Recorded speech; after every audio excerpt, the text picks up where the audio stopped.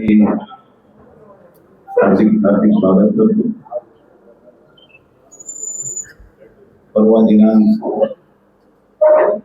7 जुलै 2026 रोजी या राज्याचे सन्माननीय आमदार उपमुख्यमंत्री एकनाथराव शिंदे साहेबांचा परभणी जिल्ह्याचा शेतकरी संवाद दौऱ्याच्या अनुषंगानं दौरा आहे.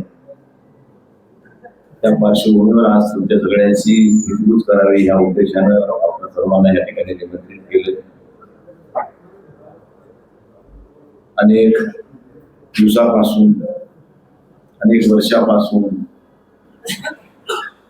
परभणी जिल्ह्यामध्ये आपण बऱ्याच गोष्टी करू इच्छितो, परंतु सत्तेमध्ये आपण नसल्या कारणानं बऱ्याच गोष्टी करू शकलो नाही. ही वस्तुस्थिती नाकारता येणार नाही आणि त्या पार्श्वभूमीवरच सर्व कार्यकर्त्यांच्या भावना, सर्व पदाधिकाऱ्यांच्या भावना, लोकांचा रेटा साहेब आपण कुठेतरी सत्ताधारी पक्षात सहभागी व्हावं, जेणेकरून आपल्या जिल्ह्यातल्या काही प्रलंबित मागण्या आहेत त्या पूर्णत्वाला नेण्यासाठी आपल्याला काही बळ मिळेल आणि आपल्याला अधिकारानं काही गोष्टी करून घेता येतील.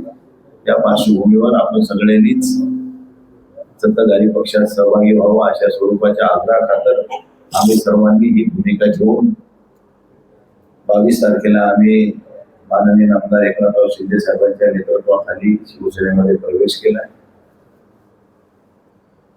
आमची बांधिलकी वंदनीय शिवसेना प्रमुख बाळासाहेबांच्या विचाराशी आहे. काले होती आणि उद्या राहील यामध्ये कुठेही गुमान असायचं कारण नाही. त्यामुळं 1989 ची पहिली लोकसभेची निवडणूक परभणीची कैलासवासी अशोकराव देशमुख साहेबांच्या रूपानं शिवसेनेनं धनुष्यबाण या चिन्हावर लढली. पण त्यावेळेस पक्षाचं चिन्ह म्हणून ते त्यावेळी नव्हतं, तर आपला उमेदवार हा अपक्ष उमेदवार माझा संबोधल्या गेलेला होता. परंतु त्यावेळेस शिवसेनेनं जे मताधिक्य घेतलं आणि अशोकरावच्या रूपानं जी आपण लोकसभेची निवडणूक जिंकली, त्यानंतर खऱ्या अर्थानं आपल्याला शिवसेनेला राजकीय पक्ष म्हणून मान्यता मिळाली आणि शिवसेनेला धनुष्यबाण हे सिंबॉल पण मिळाला. तेव्हापासून आजपर्यंत धनुष्यबाणाच्या शिवाय परभणीतल्या निवडणुका झाल्या नाहीत. एक अपवाद वगळता 2024चा. पण योगायोग असा होता की त्यावेळेस कोणत्याच पक्षाचं चिन्ह नव्हतं, ना काँग्रेसचं, ना एनसीपीचं, ना भाजपचं, ना शिवसेनेचं. त्यामुळे तिथं चिन्ह सगळे नवीनच होते आणि त्या नवीन चिन्हावर मला लढण्याचा योग आला आणि त्या निवडणुकीत सुद्धा मला चांगल्या मताधिक्यानं परभणीकरांनी, या लोकसभा मतदारसंघातील नागरिकांनी, मतदारांनी भरभरून मताला निवडून दिलं. त्यानंतर ही जी काही पार्श्वभूम्या घडत गेल्या, त्या काही रोज घडत आहेत, ती लोक थांबायला तयार नाही. सत्ताधारी लोक विरोधकांना विश्वासात घेत नव्हती. पूर्वी मी पण विलासराव देशमुख साहेब, कैलासवासी विलासराव देशमुख साहेब असतील, आदरणीय अशोकरावजी चव्हाण साहेब असतील, पृथ्वीराज चव्हाण साहेब असतील, त्यांच्या काळात सुद्धा आम्ही विधानसभेमध्ये 10 वर्ष काम केलं. परंतु काही रेशिओ ठरलेला असायचा, 60-40, 70-30 अशा स्वरूपानं विकासात्मक निधी सुद्धा बजेटमध्ये काही प्रमाणात दिल्या जायचा.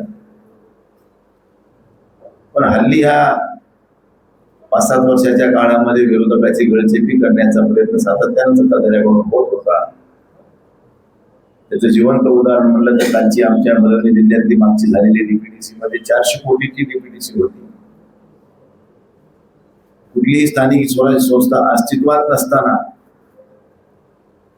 मी विरोधी पक्षाचा खासदार म्हणून माझ्याकडे फक्त 3 कोटी रुपये मला दिले.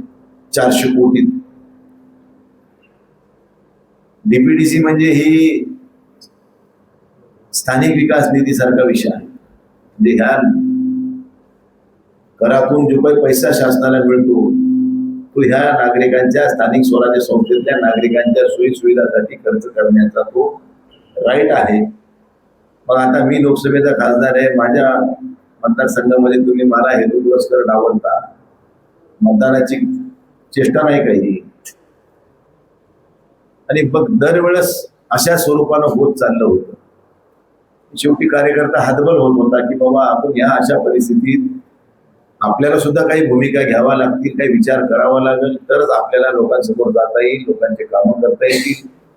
या अनुषंगाने सर्वांनी आग्रह केल्यानंतरच आम्हाला ही भूमिका घेण्याला भाग पडलं आणि आम्ही सगळ्यांनी शिंदे साहेबांच्या नेतृत्वाखाली डॉक्टर श्रीकांत शिंदे आमचे सहकारी लोकसभेतील यांच्या सहकार्यानं आम्ही या ठिकाणी शिवसेनेमध्ये प्रवेश करून वंदनीय शिवसेना प्रमुखांना अभिप्रेत असलेलं काम या ठिकाणी करण्याचा मानस आम्ही केलेला आहे. निश्चित परभणी जिल्हा हा शिवसेनेचा बालेकिल्ला आहे, यात दुमत नाही.